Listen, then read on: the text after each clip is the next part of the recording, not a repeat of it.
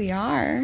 Welcome to the season finale. Oh my God. Of season 3. I can't believe it's already here. The season has flown by. Yeah. I was looking the other day, because of the way we did it last year, it took us, I think, 16 episodes to get through it, and this is 8. 7? 8? 8. Oh my God. 8, yeah. That's insane. Half of the time. Seriously, half of the time. So we came to the conclusion that we just talk too much. That's accurate. That is literally it. Yep. We talk far too much.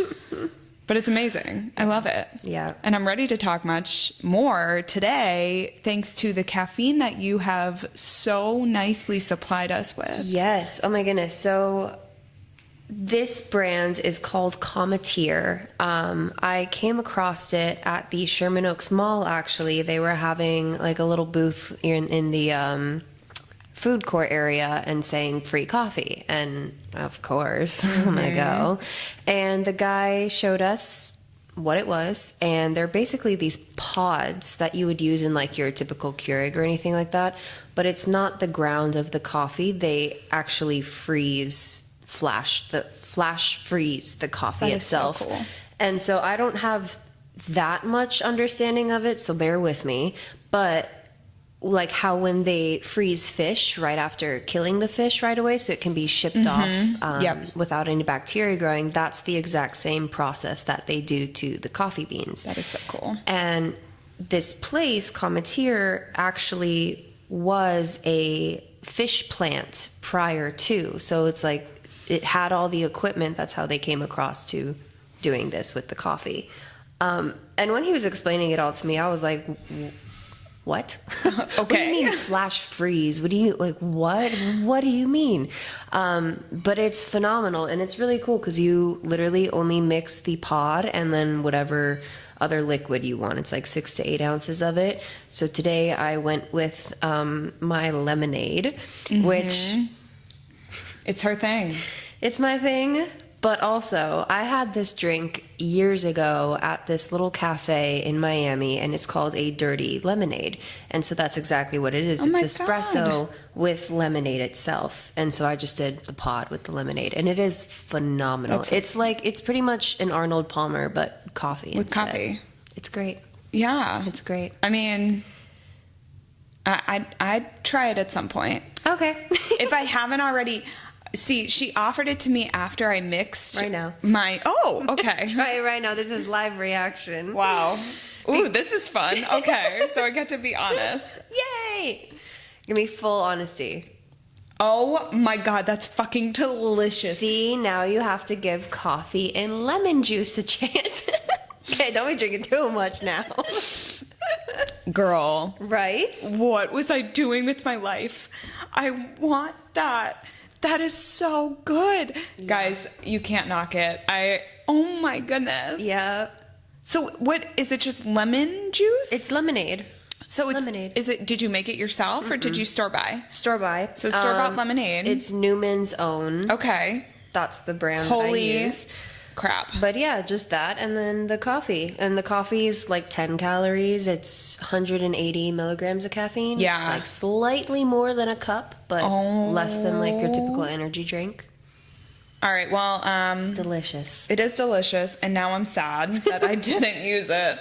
But instead I used some non-dairy sweet cream. Yes. And I used yay much. It this literally, much. like, there's only about that much liquid in there. Guys, I really love black coffee. I really love the taste of coffee, I guess I should say. Yeah. And this is actually fantastic. So it's phenomenal, and it's cool because like the brand is monthly subscription.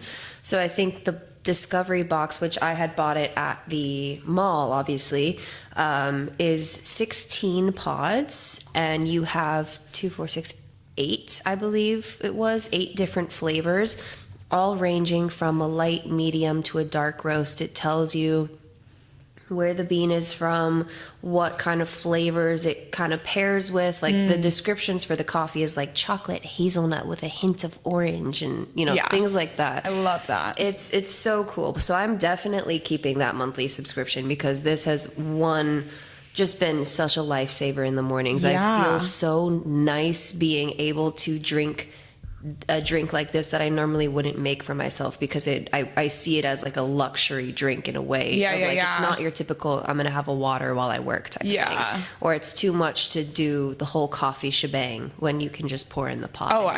I'm for sure a fan now. Yeah, and it's cool because when he gave it to me in the mall, he did it with the Oatly coffee creamer and ice, and just spinned it around with the roast, and then that was the latte. You can do the same thing with hot water. You can get really creative with it. So I'm sold. Yeah, you guys should 100% check it out because it's cool. You should be their spokesperson because you just sold me too. Yeah, cool. I love that. And just like with any SJM novel, the last 100 pages of her novel is a massive shit show. And that is exactly what we're dealing with right here. Yep. All the episodes of us saying, buckle up, it's coming, it's coming, it's coming, bitch. It is here. It has arrived. It is arrived. Just like the king has used the cauldron to wipe out the carver, it has arrived. Yes. Wow, that was so good. That was so good. I'm so proud of myself. So anyways, here we are. The cauldron has been used. It is a little tired, so it has to rally its power. So thankfully they have a little reprieve. But unfortunately, they're losing this fucking war. Yeah. And then a horn blasts, and you just see a whole bunch of Hybern ships just coming into town. And you realize that this wasn't even the full fucking army. Now here's your full army. And about a second after everybody is like, oh my God, we're gonna lose, another horn blasts. And in come another legion, and this time they can tell that there's something different about this group of people, the Armada, we should say. And then you find out that it's Draken's legion with Miriam's people. And you can see the flags and the peregrine. Do you like my hands? They're flying. Oh my God, that was pathetic. So Draken flies over to Reese and everybody, and he was like, why didn't you send for us before? And Reese is like, well, we fucking tried, but your home was destroyed. Yeah. And they go, oh yeah, we realized that we cast a glamour to like repel our enemies, but apparently we cast it too good because even our friends couldn't find us. Yeah. Bitch, come on. Come on. So then they show up just in the nick of time. Great. Put everyone through all that. Yeah, right. Just to show up. But they show up. And as they were on their way, they ended up running into Lucian, who was with Vasa. And this is a big one. Well, first you find that Vasa is still under her curse, but there was a bargain made, and that this one human man went to bargain for her and allowed her to come with this army, and this human man told Draken that he had 3 daughters that he had failed. And right then, Farah looks over and she sees the Farah, the Elaine, and then at the very front, the Nesta. How stinking cute. Oh, that is my God. So stinking cute. I love it. Like, his redemption arc, though. Oh, it's so great. Oh my God. Yeah. I didn't know I needed a dad redemption arc, but I did. Yeah. And I cried so much reading this. I was like, this is so beautiful. And Farah's crying, and Elaine and Nesta see this coming too, and everyone's just kind of in shock that he did something like this, that he had been preparing for something like this. Did you, when you were reading it, were you like shocked the first time? Yes, absolutely. There was no hint that he No, I thought he was long gone. Yeah. Like, he's out of the picture now. Like, he said he was going off to do, like, some trade something. Yeah. I never saw this coming. I would have liked to see how their dad came to know about this whole situation. Same. Like, what did that look like when he was gone and he was being told this is about to happen? Like, how did that go down? Seriously. That's what I'm so curious about. And how would he have known what had happened to Elaine and Nesta? Yeah. Like, I think he could have assumed something happened to Farah because she was gone, but he had a glamour cast on him from Tamlin. So he thought Farah was spending time with an aunt. Yeah. If we recall from the first book. They spot this firebird coming up from among the ships and just destroying Hybern's armada. Firebird obviously is Vasa, and you realize that her curse is not broken. Mm-hmm. So she has been allowed to come here, but the curse is still on her. Yeah. And Nesta says that if they have any hope of using the cauldron, of getting to the cauldron, she needs to be used as bait. And this also shocked me, was her whole plan. And she says the cauldron works both ways, that she can rally its power, and the king can feel that because the king is somehow has that connection to the cauldron. So if Nesta can rally her power, then she can draw the king to her. And that'll give a chance for Farah and Amren to get to the cauldron. Yeah. And everyone's like, well, how? He's going to kill you immediately. And she goes, yeah, that's why I have you. And then points to Cassian. Mm-hmm. Oh, no. Yeah. And of course, he is very much on board with this plan. And you know who's not on board with this plan?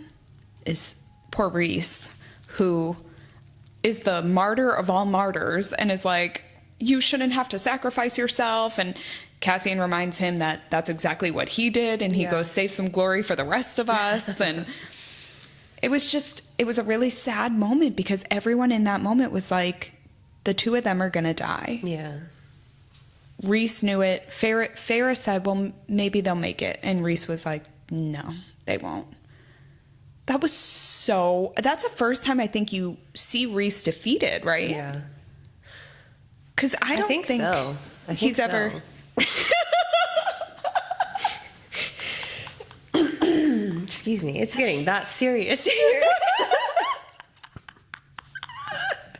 That was perfect timing. Such good timing. I'm obsessed with that. We've been around each other too long when we start doing similar movements. Yeah, I really don't think we've seen Rhys like in that state of mind. Even while he was under the mountain, even when dealing with Farah, he's never expressed that, at least out loud, to anyone before. Yeah. So it made it very real that this was going down and shit was bad. And Nesta starts moving away with Cass, and everyone is distracted by Vasa blowing up these ships. So Amren's like, we have to go now. So Amren and Farah leave. Mm-hmm. And Amren tells Farah, don't look back for anything. We gotta go. Don't look back for anything. And it's a really sad moment. You have no idea what's gonna happen. The first time I read this, I was like, whoa, okay, I guess this is it. And we're just all gonna go die now. So fun. So they run off and they get to the bottom of the cliff where the cauldron is like perched on top, and they have to scale this like rock, and Hybern's guards are swarming all over. Mm-hmm. But then the beautiful Weaver, who's now stunning because she has killed so many people and whatever she does to suck souls out is what she did, she starts killing all the guards. Mm-hmm. And the king comes down and goes up to her, and it starts complimenting her, right? Yeah. Like, what a beautiful creature you are or something. And then he snaps her neck. Yeah, that was... Yeah, right? I don't, like, it was just so shocking and surprising. I really wasn't expecting him to do that. Especially, like, the flirting part of it all and that beginning and then having that happen. Like, yeah, it makes more sense for it to be a switch up like that. But I wasn't expecting that at all. No. And he knows because she's immortal, there's a chance she can come back. So he throws her body down to the damn Naga creatures. Yeah. Who then devour her? You know, when I first read this whole section of chapters, it's still reading the book and, like, having that sense of hope and being like, okay, well, Cassie and Nesta, they're going to die, but we still may make it. Yeah. May, because there's this much of the book left. Yeah, there's still like so something much. happens. And then getting to the part where, you know, they're climbing up the mountain, you're like, okay, your hope is there, your hope is there. And then you see the Weaver and it's like, oh my God, they're actually going to make it. Yeah. Oh my God, this is great. And then he does that and then you're like, well, fuck. For him to be able to take her down, such an immortal, powerful creature still. So powerful. So quickly and so easily. Like that was not a chance. She was going to survive that.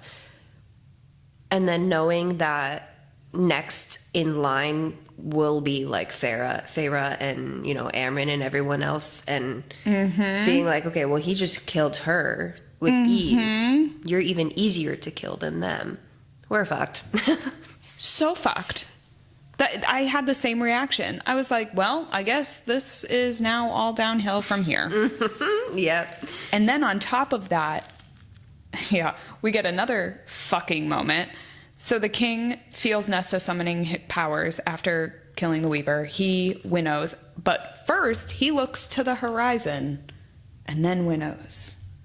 Don't know what he's looking at, but he looks to the horizon. Looks at something.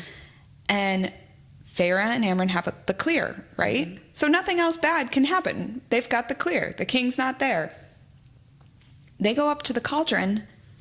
Feyre walks right up, puts her hand on it, and Amren goes to open the book and then shuts it. And Feyre's last thought is, Amren lied to me. Yeah. And then we're going to have betrayal on top of this? Yeah, exactly. What the hell, man? I'm sorry. It gets worse and worse and worse and worse. I was furious in this moment because I could not understand. And the funny thing was I bought it because you don't know that much about Amren. So I bought that she really did betray everyone and no one knew. And I hated it. I hated it so much. And Amren says she's lying. She's sorry for lying to Feyre, but Feyre can't let go. She needs to hold on to the cauldron. So as she's holding on, the cauldron overpowers her. And then something very interesting happens where the cauldron basically takes Feyre on a journey all over the battlefield. And she sees Rhys fully shift into like this wacky ass beast form that he's only hinted at having. Yeah. But also, I found it very interesting. This beast form sounds very similar to Feyre's beast form in the Ouroboros, with the talons and the scales. I mean, I think Rhys was scarier, but it sounds so similar that I was like, oh, that's cool. Because if both of their inner ugliness, that dark part, is the same, what a true soulmate connection that must be. Yeah. I don't know. Oh, I like that. Right? Yeah, it is very similar, the two of theirs. When they were describing it, I said, this sounds so familiar. And then you see Helion come over to help him, and he shifts into his beast form. And you realize everyone has these, the High Lords have these weird forms, which is cool. Yeah. I wonder if that's ever going to come up again, because I'd love to know more about that at some point, like why. Yeah. And then she goes, the cauldron senses Nesta. So the cauldron rushes over to Nesta. And right as the cauldron gets here, the king winnows in.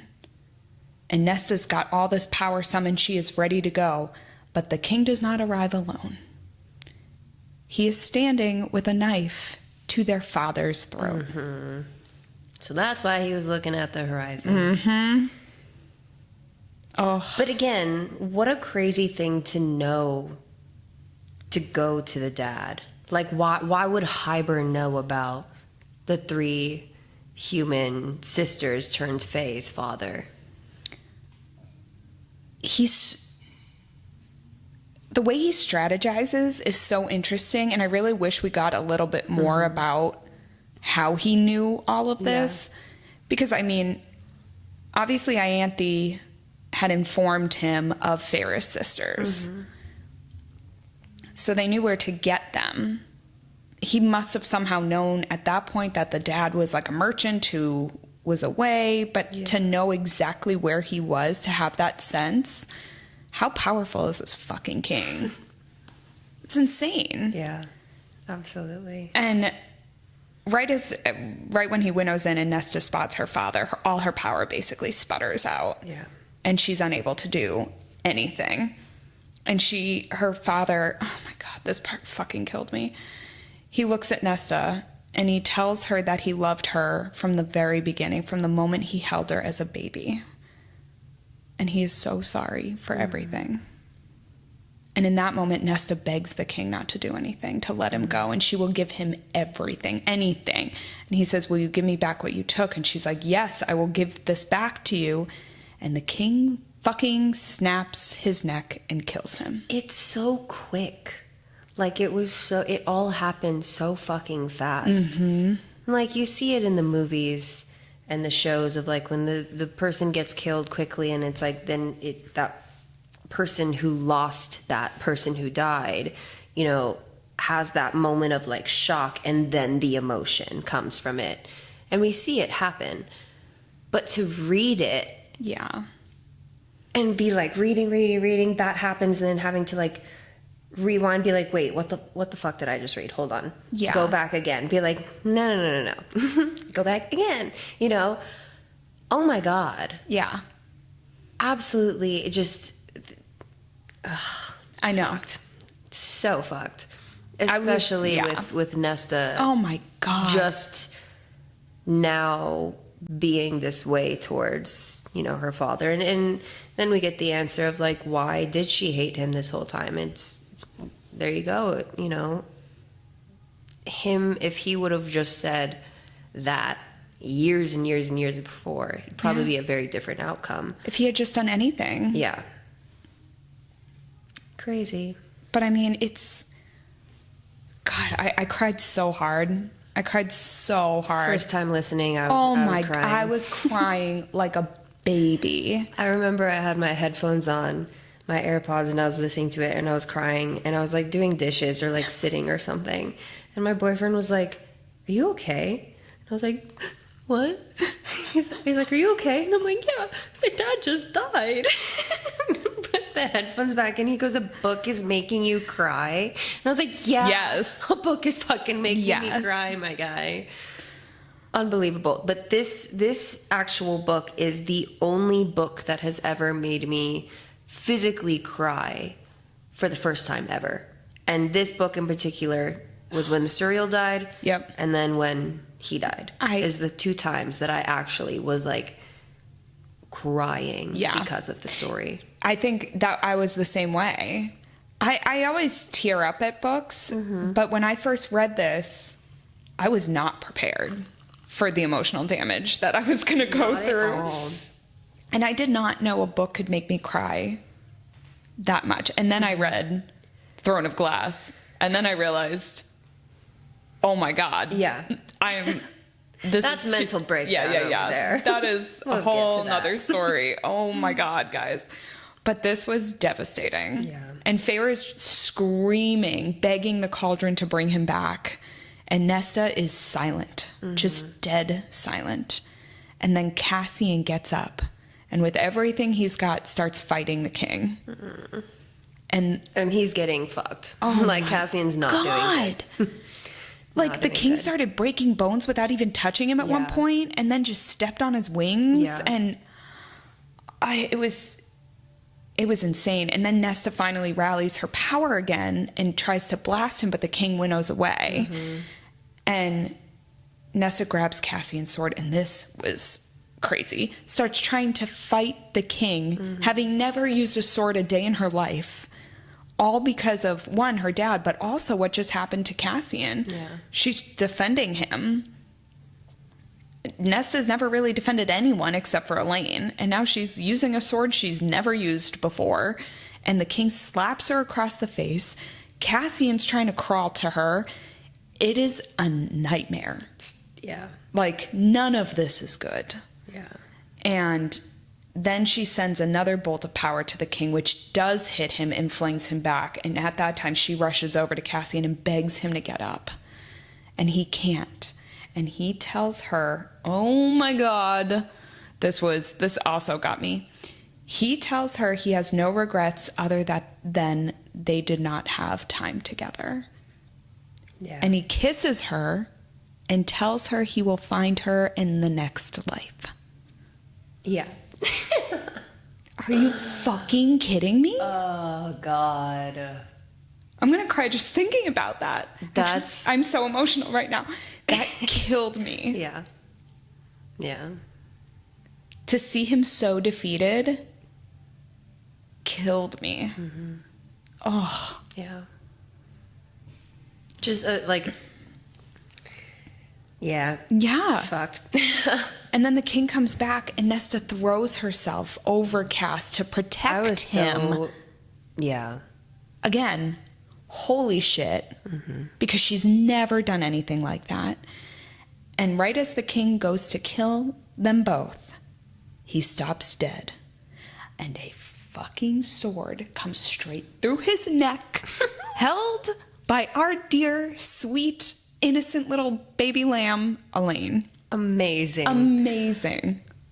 That's the only words we have for that.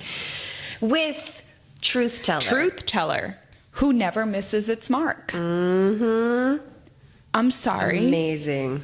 Yeah. And like, how did Elaine know where to find them? Did she use her gifts? Is that how she did it? Or did she see them go? Because the last we saw her, she was a mess. Yeah. And after she stabs the king, she sees their father. And at this point, Nesta gets up, comes over, takes the fucking sword. Nesta, in this moment, has lived my darkest dream of just like, that sounds so fucked up. Okay, hold on. Do you need to get some help? I'm gonna roll with it. I love you to her. The cauldron's reforming. Everything is becoming shiny and new again. And when the cauldron is complete, she turns around and Reese is dead. Third time I had a mental breakdown in this fucking book. Reese is dead. He did. And it's not even like, I mean, again, it's just, it all happened so quick where you're like, what? Yeah. Wait, what? I was not expecting that. Yeah. Not at all. Not even close. When I read that line, I went, what are we doing here? There's no book if he's dead. And so we keep reading. Yep. Thank God. So she realizes he was dying the whole time. And that's why he kept repeating, I love you. And that's also why he kept his shields up, was because he was hiding it from her. And it's just more like, stab to the heart. And poor Feyre is like, I killed him. Yeah. Oh my God. To have that on you, to like turn around. Ugh. So then she starts shouting at all the High Lords to bring him back the way that they brought her back. And she's like losing her mind, as she has every right to. Which, rewind, we talked about a while ago, the audio on Instagram of this exact moment that happens, her screaming. Oh my Lord. We're going to have to pull up that link again and like put the link in the caption. And torture you like we've been tortured. Yes, torture yourself. Because this shit is good. Oh, whoever did that is, God. Great. It was, I'm tearing now thinking about it, so thank you for that. Uh-huh. Yeah. Oh, God. It's rough. It is so rough. You can visualize the pain. Yeah. You can feel it, what she's feeling, for sure. Oh, my God. It was so devastating. Yeah. And these fucking High Lords at first aren't doing anything. They won't help. Mm-hmm. And who should be the first one to offer but Tarquin? And bless this dude's soul. Because after all this guy has been through, he's the first one to step up. And he's also the youngest of all of them. Yeah. And he goes first. And then one after one, they start dropping their little nugget of power to Rhys, including Baron, who is dragged over and forced. He basically throws his little... I thought that was funny. I was like, oh, good. A little bit of humor, him throwing it. But as Feyre's trying... She keeps saying, what do I do? What do I do? Because nothing's happening. They realize that nothing can happen because they're missing one. Yeah. And right at that moment, either he felt the High Lord call thing, or he just came at that time. Yeah. Tamlin comes in. Yeah. And Feyre starts begging him. She's like, I will do anything. I will give you anything. Mm-hmm. Please just do this. And he says, be happy. And then drops his power. Yeah. Yeah. Still not quite a redemption arc for our Tam Tam. But that was the moment that he stepped up and he did something unselfish for once. Yeah. And that was really nice. So snaps to Tamlin for doing that. And she lays on Rhys's chest and tells him about falling in love with him. Mm-hmm. And he comes back to life. And he jokes with everybody. Mm-hmm. And then tells the High Lords that, don't worry, I don't have any of your powers. Everything is mine. Cool, Rhys. Just die and come back and just make a joke out of it, because that's not traumatic for everybody. Poor Feyre. Poor Feyre. Like, seriously? So Rhys tells them, he goes, can someone fetch poor Amryn from the cauldron? And before she freezes. Yeah, how did he even know that, too?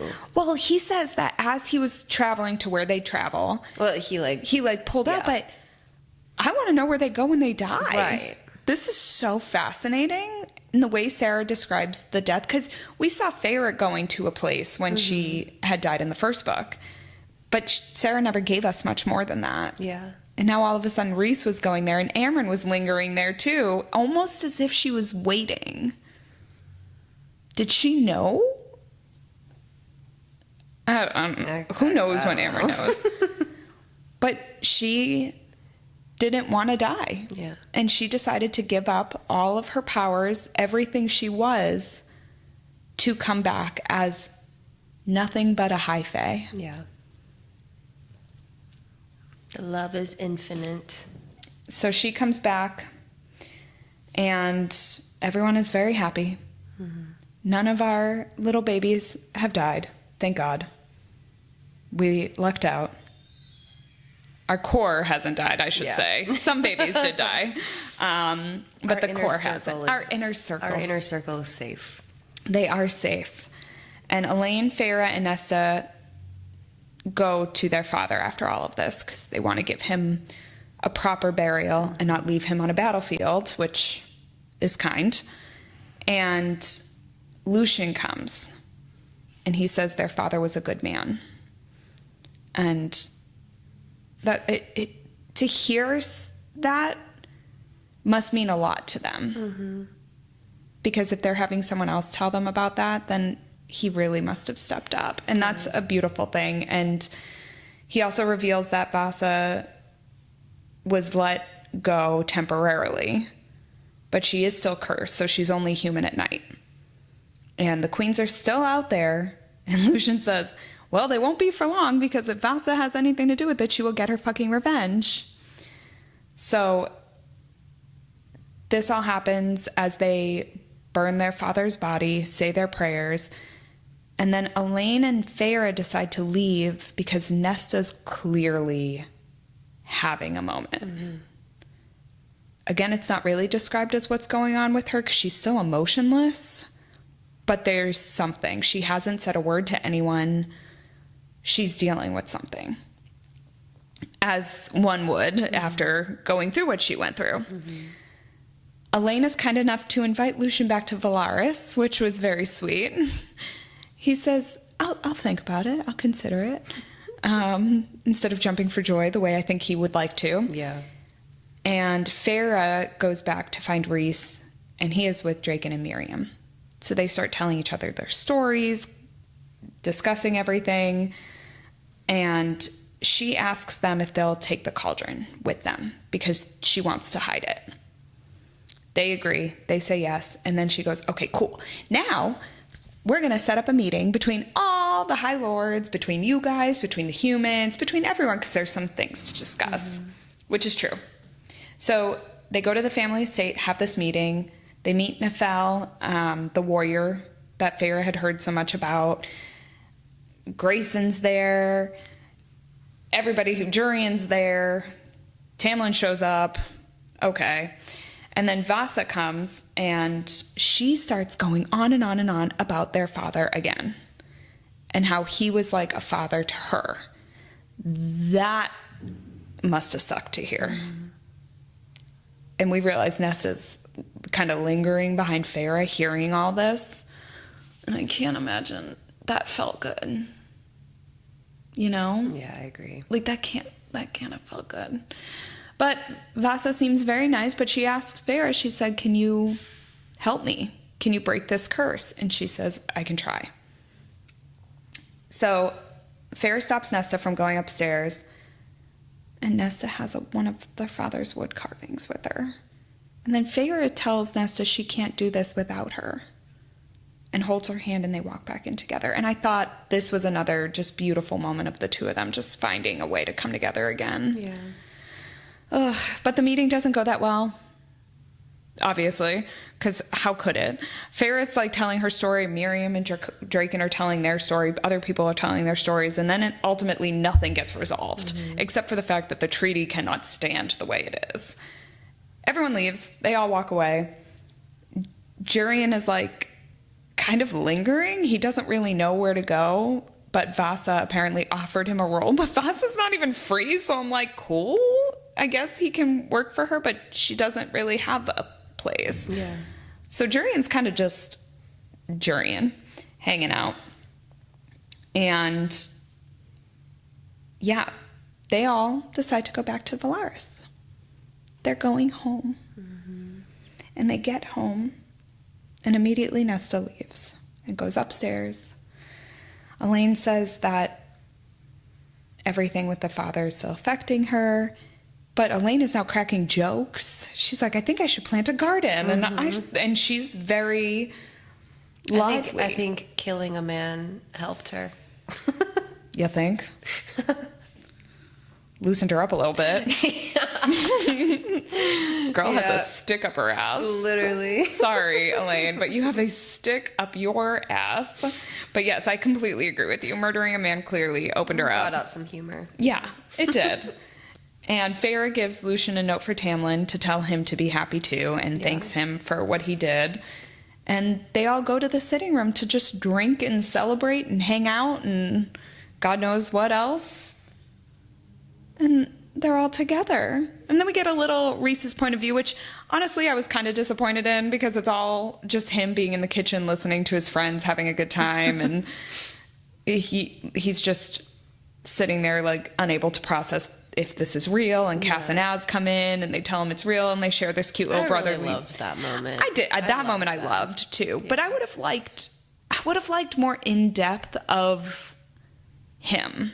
Like a little bit more of like what he went through. Yeah. I think.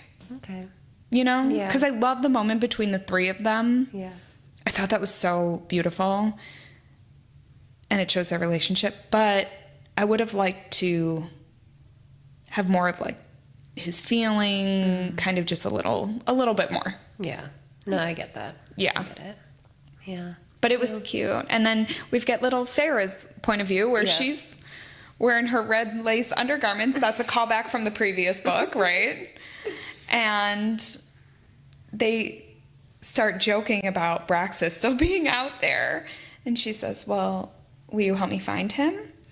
And she's like, he goes, of course. And then she says, when we die, we're dying together. Mm-hmm. And he says it's a bargain. And she gets her little tattoo back on her hand. And he gets a matching one. I thought that was so sweet. Yeah. And then they fly together. Farah actually flies pretty successfully, I might add. Yeah. And that's where we leave. How sweet. Our little baby's in Valaris. Our whole family's okay. Our fam. Well, they might not be mentally okay, but physically they're okay. Physically, yes. Physically, they're okay for now. Well, what a crazy story. A whole 82 chapters. Jeez. I think that's the biggest one in the book in the series so far. I think Silver Flames might be Silver longer. Flames is more, I think. Yeah. But yeah, what a story. What a story. I know. Do you have any favorite parts of the story or non-favorite parts? I think my favorite part is Farah confronting the Ouroboros. I don't know why, but that sticks with me big time. And maybe because I'm on my own spiritual journey, but that confrontation of self is so invaluable. Yeah. And I loved the way Sarah kind of wrote it into a fantasy novel. Right. I was like, wow, that's such a human experience. And then you wrote it in a fantasy novel, and I'm obsessed with it. Yeah. So I think that's my favorite. And then I think my least favorite is everything having to do with fucking Tamlin. What about you? Oh, man. I think out of the whole story, my favorite is seeing the development of Nesta, but then Nesta and Cassian together. More so towards the end, but no, I'd say the whole thing. The whole thing of their whole relationship is great. I'd say that would be my absolute favorite. And then, of course, the deaths of everything else is no fun. That too. I forgot about that part. We just talked about how traumatic it all was, and I was like, Tamlin. Tamlin, of course. I do not think that he got his redemption. No, after reading it the second time, I don't think so either. I don't think it is that, nor do I think he deserves one, in a way. And the only reason I say that is because I think there needs to be more villains throughout the story. Mm-hmm. And just sometimes there just has to be that one character that like is supposed to be the good guy but is not, and he's the one I'm sacrificing for that role. Yeah, because we have the villain, we have Hybern, we had Amarantha. They're in that category of, okay, you're bad. That's it. That's all we know, is that you're a bad guy. Then there's the in-between of bad guy versus good guy, and it's the one who just keeps fucking up and keeps doing the wrong shit. He may seem like a good guy, or at the beginning or whatever it may be, but there is, I think Tamlin fits that character role, and he just, in good storytelling, there just has to be that one. And 100%. He is that one for me. So I don't think that he deserves a redemption arc. Like I've said before, I truthfully don't care to see any more of him, truthfully. Yeah. And that's no, I can get that. I keep thinking, there's a girl on Instagram who I love, and when she reads books, she has like a board she used to use, and on it she was like love, or I can't remember the exact titles, but then there was like evil and then full fat evil. Like one was like evil, but like you're not that bad, like you're just bad but you're not terrible, and then full fat evil is like the worst. Gotcha. Yeah, see, I would classify, great example, I would classify Tamlin and Jurian in the same thing. Yeah. But Jurian being the gooder guy. Yeah, he for sure, Jurian, I think, proved himself. I loved Jurian. That's one thing I loved a lot is Jurian. His whole arc Yes. was fantastic. Yeah, because phenomenal.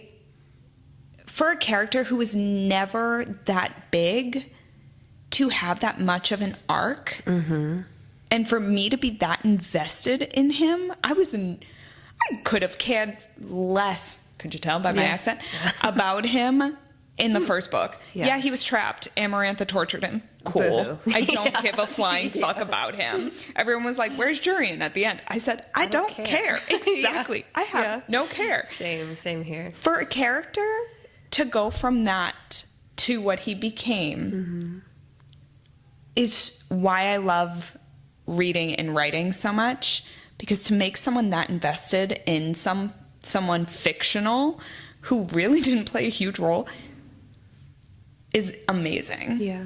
And I was full on invested. Yeah, absolutely. So was I. Although it may seem a little controversial, that word. Can't talk apparently. I understand the whole Draken and Miriam story and Jurian involved in everything.